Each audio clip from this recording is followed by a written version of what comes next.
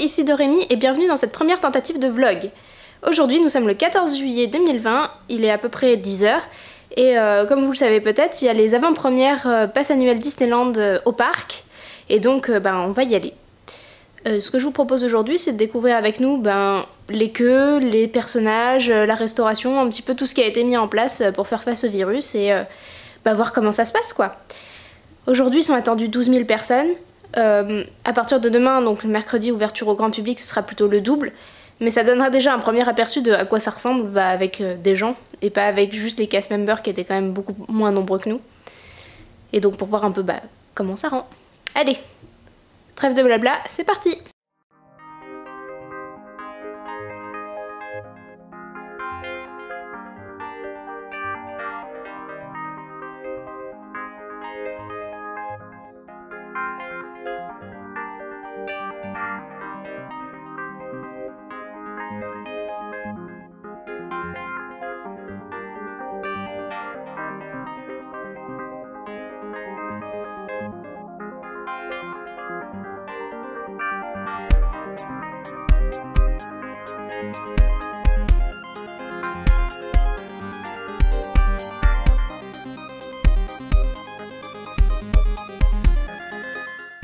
Oui, le Disneyland Hotel est fermé et du coup ils ont même fermé l'accès.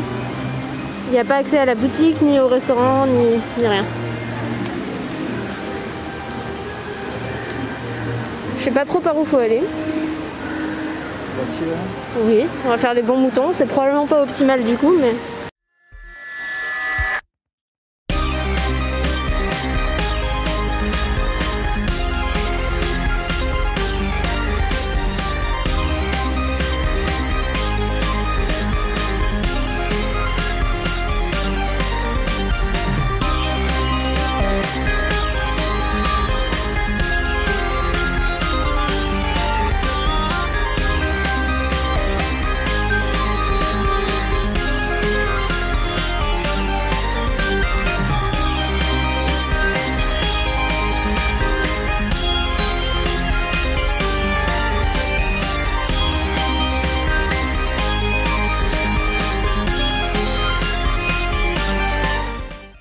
C'est bien fait, merci beaucoup.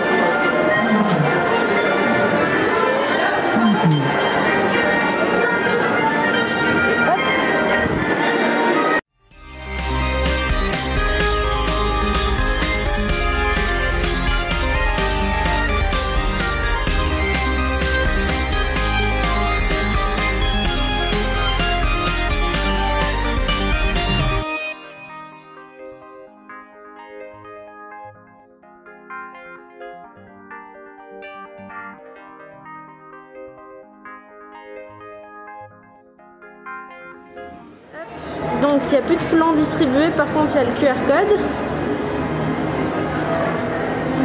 On va voir le plan. Et pareil pour les activités.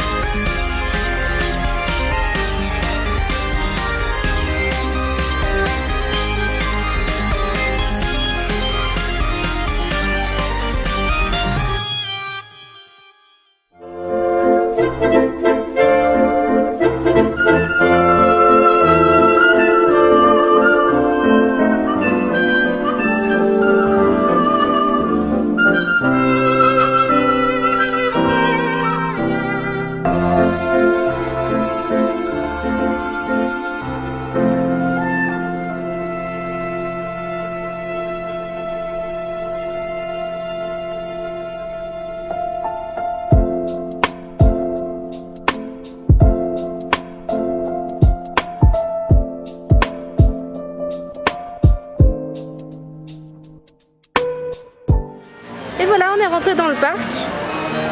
Donc comme vous avez vu, c'est tout signalisé par terre et tout. Il n'y a plus de plan, il faut prendre le QR code qui est à l'entrée. Et ils ont fait en sorte que ce soit quand même très vivant malgré l'absence de rencontre directe avec les personnages. Il y a des personnages partout. À l'entrée, au-dessus de la gare Main Street, il y avait...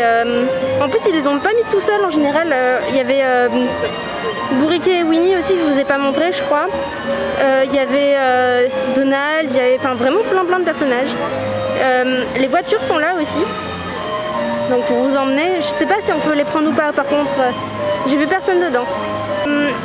À l'entrée, du coup, ils contrôlent aussi bien votre passe que votre réservation, donc faites bien votre réservation, c'est vérifié évidemment, pour pouvoir respecter le quota de nombre de personnes admises sur le parc. Et là, donc, on fait une première queue pour avoir un Magical Shot, je vous montrerai ce que ça donne après.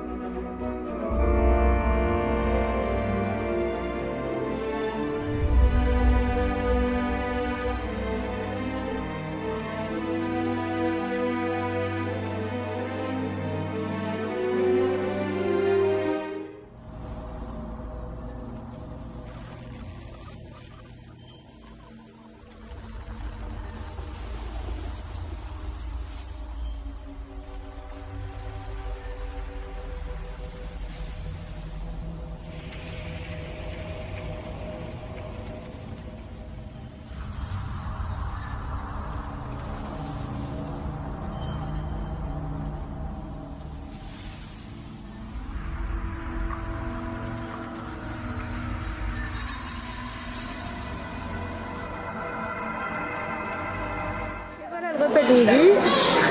Du coup là on a fait quoi? On a fait 2 attractions. On a fait Phantom Manor où il y avait beaucoup de queues mais finalement c'était bien passé malgré les gens derrière nous qui faisaient n'importe quoi. Ouais. C'est un bon résumé. Et on a bien profité du parc où il fait pas trop chaud. Ouais, allez, à table. Donc là on est au Colonel Attic qui a enfin rouvert après quelques mois de fermeture. Hop. Du coup, on a pris les rigatoni, le menu 1, le basique, sans dessert, tout ça. Sans dessert pour pouvoir aller essayer des trucs du Roi Lion et du Livre de la Jungle qui sont déjà sortis. Nous voilà dans la queue pour Pirates des Caraïbes. Alors, a priori, on en a pour 20 minutes, mais c'est dur à dire parce que il n'y a pas les repères habituels, on attend bien plus longtemps. D'habitude, j'aurais dit que là, on avait plutôt pour 30 minutes, mais comme il y a les distances, tout ça, et qu'on embarque un banc sur deux et tout, c'est un peu compliqué à dire. Pour le repas, en débrief, c'était pas mal du tout. On a été plutôt agréablement surpris. Le menu 1 qu'on a pris au Colonel Haiti Pizza Hut Toast était vraiment pas mal. Ce restaurant avait été fermé très longtemps et c'est un menu qui existait déjà avant et il a pas l'air d'avoir trop changé. C'était vraiment sympa. Du coup là on en a pour à peu près 20 minutes de queue a priori. Et voilà, on a fait Pirates, donc c'était cool. Il y avait toutes les animations qui fonctionnaient et tout. C'était très impressionnant. A noter, en sortie d'attraction, normalement vous avez toutes les photos qui sont affichées sur le mur et tout ça. Et il y avait toujours un énorme embouteillage et pour éviter ça, ils les affichent plus. Si vous voulez voir votre photo, il faut aller au comptoir et la demander. Vous pourrez alors choisir de l'acheter ou non ou de l'ajouter à votre photopass. Nous sommes maintenant à la gare de Fantasyland et on va enfin pouvoir reprendre le Disneyland Railroad qui a été fermé depuis beaucoup trop longtemps. Donc là c'est parti pour un petit tour du parc, on en a pour 15 minutes d'attente a priori. Hop, du coup pavillon des princesses sans princesse, on va voir ce qui s'y passe exactement.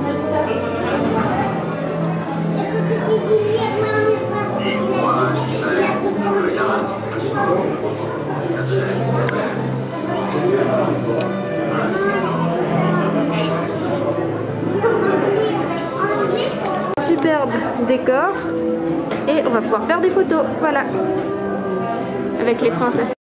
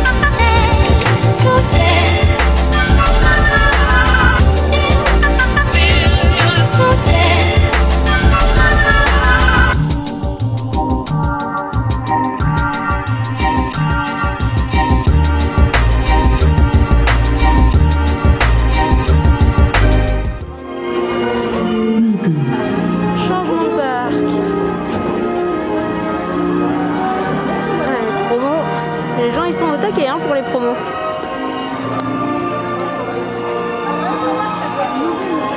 Et là par contre il y a des travaux quoi. C'est enfin quoi. C'est quoi cette palissade? Même pas décorée en entier.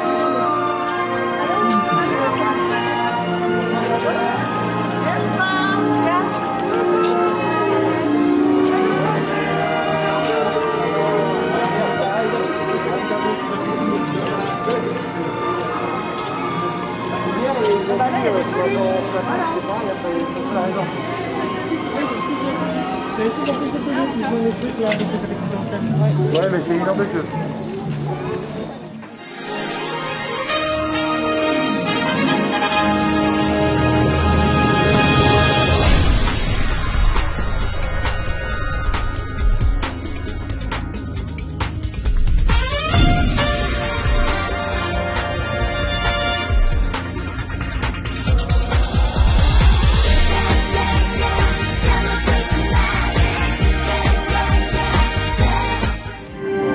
Il est 17 h, on quitte le parc. Du coup, je vous ferai un petit débrief de tout ce qu'on a pu voir et tout ça une fois rentré à la maison. Et voilà, on est rentré à la maison. Alors, petit bilan de la journée. Bon, déjà c'était une super journée, on a bien profité. Bon, il faisait pas très beau, mais ça c'est pas très grave, on n'a pas eu la pluie donc ça va. Qu'est-ce qui était bien? Alors, les cast members étaient au top. Les produits pour les mains, là, le gel d'hydroalcoolique, il y en a partout. En entrée de chaque attraction, en sortie de chaque attraction. Après certains moments de certaines attractions. C'est pas obligatoire à toutes les entrées, mais il y en a où c'est obligatoire, où vraiment le cast vous dit lavez-vous les mains. Et d'autres où c'est à notre convenance, mais enfin c'est là. Le masque est obligatoire et pour le coup ça a été plutôt très bien respecté par les guests. Vraiment, il n'y a pas eu... Enfin, on n'a pas croisé beaucoup de gens qui le mettaient pas bien ou qui le mettaient pas. Les castes sont là pour rappeler aux gens de le faire. On a vu à un moment quelqu'un qui a été rappelé à l'ordre, qui mettait mal son masque et du coup voilà. Au sol, il y a des marquages qui sont très très clairs. Je vous ai mis des milliers de vidéos de ça, donc c'est super bien fait. Par contre, ça, les gens, ils ont beaucoup plus de mal. Autant le masque, ça va, autant le gel, ça va, autant les distances, c'est beaucoup plus compliqué. Dans les trucs qu'on a notés qui sont particuliers, il y a bon évidemment les points photos, comme vous avez vu, on peut pas se prendre directement avec le personnage, c'est selfie d'un peu loin, etc. Par contre, je trouve ça vraiment chouette la quantité de personnages qu'ils ont mis parce que ça rend le parc très vivant. On a vraiment l'impression d'arriver dans un endroit vivant. Et ça, c'est top. La magie est très présente parce que les castes sont là, ils sont à fond, parce que les personnages sont là, parce que l'ambiance est là, les gens sont contents d'être là et ça se ressent. Vraiment, ça c'est très chouette. Au niveau des attractions, les temps d'attente sont pas fiables. En général, il y a moins d'attente que ce qui est marqué pour l'instant de ce qu'on a constaté. C'est pas fiable du tout parce que justement, entre le temps d'embarquement qui est pas tout à fait le même, puisque bah il y a des rangées à faire sauter, etc. Le temps, enfin les distances qui font que avant c'était par rapport à des points géographiques, en plus d'avoir une carte qui donnait parfois pour savoir combien de temps la personne avait mis dans la queue. Là ça, bah, ils peuvent plus le faire. Et les points d'attente, bah, ils correspondent plus puisqu'il y a les distances de sécurité à respecter. Donc pour l'instant c'était pas très fiable et il y avait entre un peu moins et beaucoup moins d'attente selon les cas. Ensuite, le Disneyland Railroad a rouvert et ça c'est trop cool parce que ça m'avait manqué. Ça faisait longtemps que je l'avais pas fait, du coup là on l'a refait. Il est vraiment chouette, c'est vraiment une très très belle attraction que je recommande, surtout si vous avez un peu mal aux pieds ou des enfants petits ou quoi, vraiment c'est une très très belle attraction. Sinon, dans certaines attractions, notamment Pirates des Caraïbes, les écrans pour voir la photo en sortie d'attraction sont éteints. On est obligé de passer à la caisse pour voir sa photo. C'est pas très gênant, mais ça fera qu'il y aura moins de ventes quoi. C'est parce que comme les gens s'agglutinaient là pour voir les photos, bah, c'est pas très Covid-19 tout ça. Du coup ils ont juste éteint les écrans et il faut aller en caisse directement pour ajouter au photopass ou même voir la photo, on n'est pas obligé d'acheter. Tous les espaces sont vraiment bien marqués, même au niveau des espaces fumeurs, il y a les distances qui sont marquées pour que les gens puissent fumer en toute tranquillité en respectant les distances et tout. Donc ça c'est bien aussi parce que c'est bien d'encourager les fumeurs à fumer au bon endroit. Nous il y avait raisonnablement peu de monde, mais ça pour le coup ça va un petit peu changer à partir de demain. Il y avait peu de restaurants d'ouverts, je sais pas si ça va changer ou pas demain, mais nous il y avait clairement pas beaucoup de restaurants ouverts. Donc voilà. Soyez prudents, regardez bien sur le plan. C'est bien marqué par contre sur le plan ce qui est ouvert ou pas, donc n'hésitez pas à utiliser l'appli. Si vous l'avez pas ou vous savez pas trop ou quoi, le QR code que je vous ai montré au début de la vidéo quand on rentre dans le parc, c'est le QR code qui permet d'avoir accès au plan interactif avec tout dessus, y compris les restaurants. Point très positif selon moi, c'est les Magical Shots. Il y a plein de photographes photopass un peu partout. Bah c'est trop bien en fait parce que ça fait que c'est 100% Covid-19 friendly puisque bah y a pas de vrais personnages et ça fait des super jolies photos. Nous on a pu faire donc la première que je vous ai mis c'était les ballons et vraiment je suis trop fan de la seconde photo que j'ai faite et la deuxième que j'ai faite c'est Rémi et bah, c'était vraiment sympa, c'est rapide en plus, je veux dire ça enchaîne bien et ça fait des super souvenirs. Pour les points négatifs, je dirais que c'est surtout les guests qui respectent rien. Et ah oui, nous on a eu un souci entre guillemets. On s'est fait avoir quand on est allé au studio. On voulait aller faire l'endroit où il y a Mickey et le magicien d'habitude, Animagic Theater. Et là en fait on est arrivé à 16h et il se trouve que comme le parc ferme à 18h et qu'ils doivent fermer plus tôt ou je sais pas trop quoi, Ça a fermé pas longtemps avant qu'on arrive apparemment. Donc j'étais un petit peu déçue de ne pas avoir pu faire ça. Donc si vous voulez faire ça, allez-y plutôt tôt. En plus j'ai l'impression que c'est assez plébiscité, qu'il y a vraiment beaucoup de queues. Donc prévoyez un vrai temps pour faire ça si ça vous intéresse. J'espère que cette première tentative de vlog vous a plu. N'hésitez pas à me dire en commentaire ce que vous avez aimé, pas aimé dans ce vlog, etc. Je reviendrai peut-être pour d'autres, alors probablement pas à Disneyland Paris pour une journée lambda parce que c'est pas très intéressant. Par contre, je ferai peut-être des soirées pass annuelles si ça revient ou ce genre de choses, ça oui. Et si je pars en voyage ou quoi, peut-être que si ça vous intéresse, je pourrais faire des vlogs. Voilà, à très bientôt pour une prochaine vidéo. Des bisous!